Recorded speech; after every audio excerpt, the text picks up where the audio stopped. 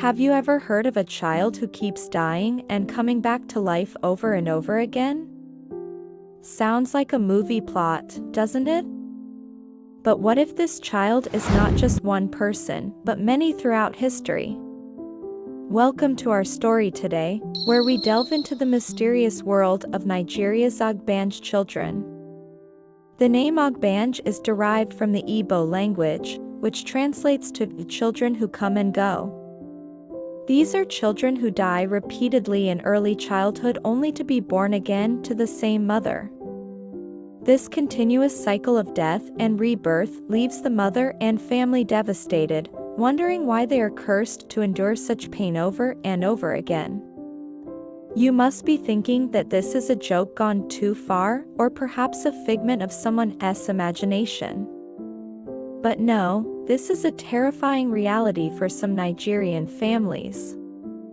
In this video, we will discuss whether these Ogbanje children are real or just a myth. If you're watching this video, then you've probably seen or heard about this before. So sit back, relax, and let's find out the truth together. If you are new here, then welcome to the channel. We bring you the most amazing stories that will blow your mind. So hit that subscribe button now and don't forget to like this video so that you won't miss any interesting videos. Now let's get right into the video without further ado. In the folklore of Nigeria, specifically among the Igbo people, the concept of Ogbanje, which translates to little children who repeatedly die and come back to life, is deeply ingrained in their cultural beliefs. According to their traditions, certain children are believed to be possessed by evil spirits, leading to their untimely deaths. These children are often referred to as spirit babies, because their souls are believed to have a strong connection to the spirit world. In the Igbo culture, it is believed that when a child dies and comes back to life, it is because their soul has not departed from the physical realm. Instead, it is believed that the child's soul remains attached to their body and continues to inhabit it, causing them to be born again and again. These children are believed to have a special connection to the spirit world and are often seen as messengers between the two realms. As a result, they are highly revered and respected in their communities. In some cases, the Igbo people believe that these children are part of a group of spirits known as iyi-uwa. These spirits are believed to be malevolent and can cause harm to those around them. In order to break the cycle of death and rebirth, the Igbo people perform various rituals and ceremonies to sever the connection between the child and the spirit world.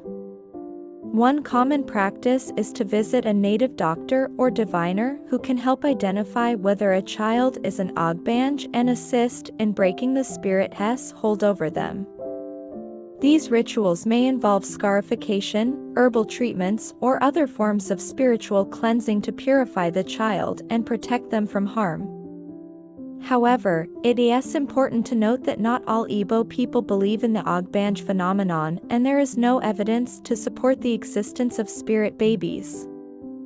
Some scholars argue that these beliefs are rooted in the high rates of infant mortality and the desire to explain the unexplainable. Despite the lack of concrete evidence, the belief in Ogbanje children continues to persist in some parts of Nigeria and plays an important role in shaping the cultural and spiritual practices of the Igbo people. The belief in Ogbanje children is a prominent feature of traditional Igbo religion. According to this belief, certain children are believed to be possessed by evil spirits, which cause them to die repeatedly in early childhood. To break the cycle of death and rebirth, rituals and ceremonies are performed to sever the connection between the child and the spirit world. When an Ogbanje child is born, it is believed that their umbilical cord is connected to the spirit world, which allows the spirit to enter and exit the child's body at will. This connection is represented by a sacred object called the iyi-uwa, which is buried by the child's spirit after each death. The iyi-uwa can take many forms, such as a stone, a piece of cloth, or a personal item belonging to the child.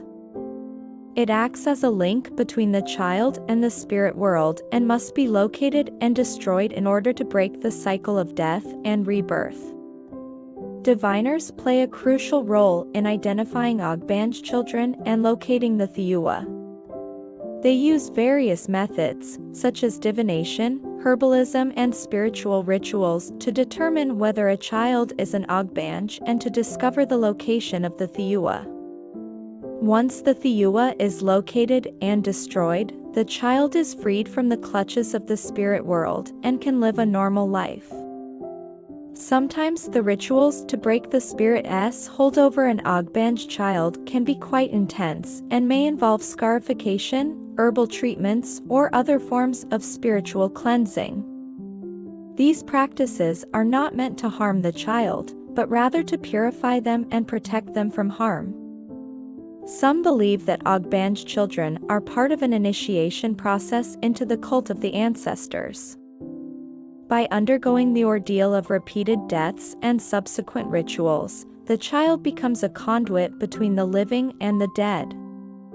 They are believed to have the ability to communicate with the spirits of their ancestors and can call upon their assistance in times of need. It is important to note that not all Igbo people believe in the Ogbanje phenomenon, and there is no concrete evidence to support its existence.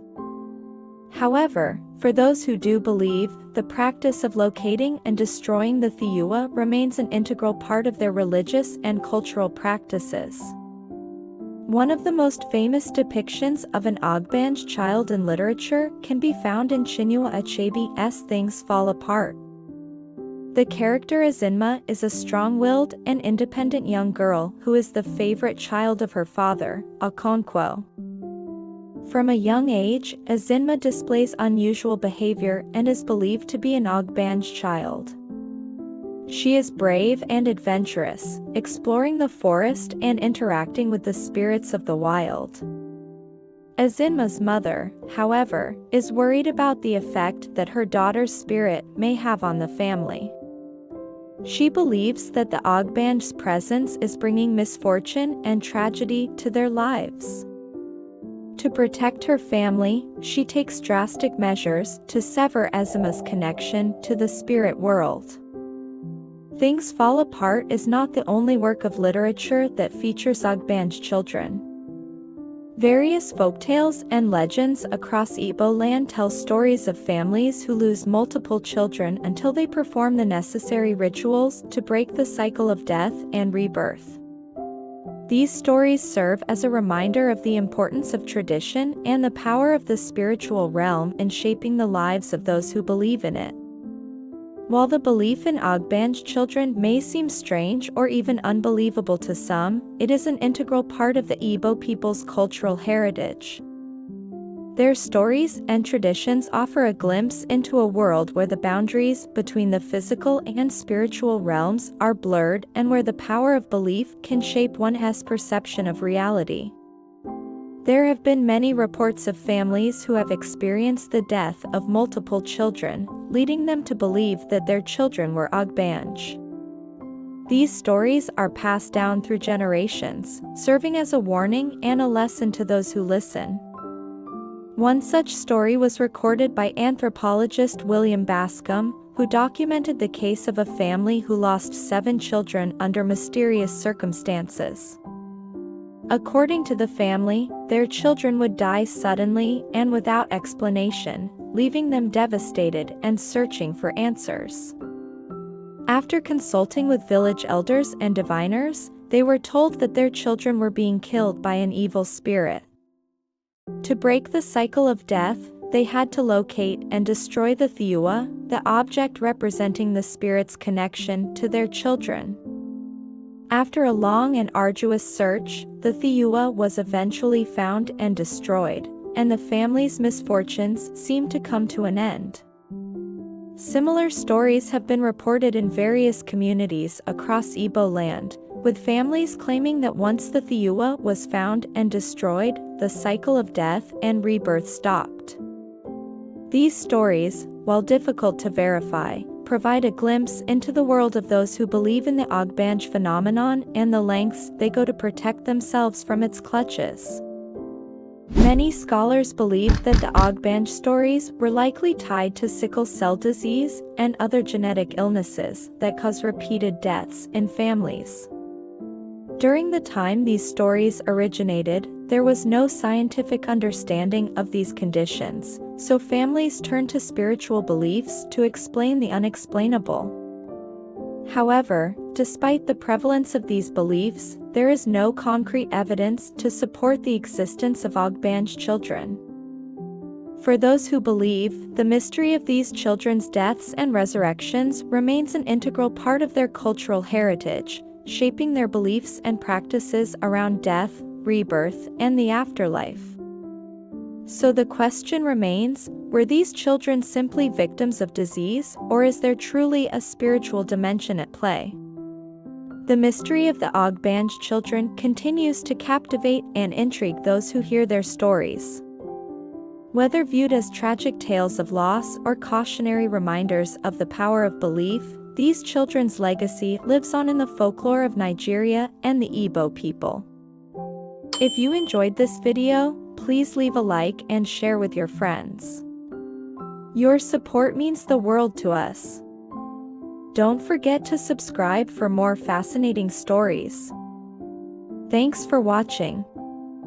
See you next time.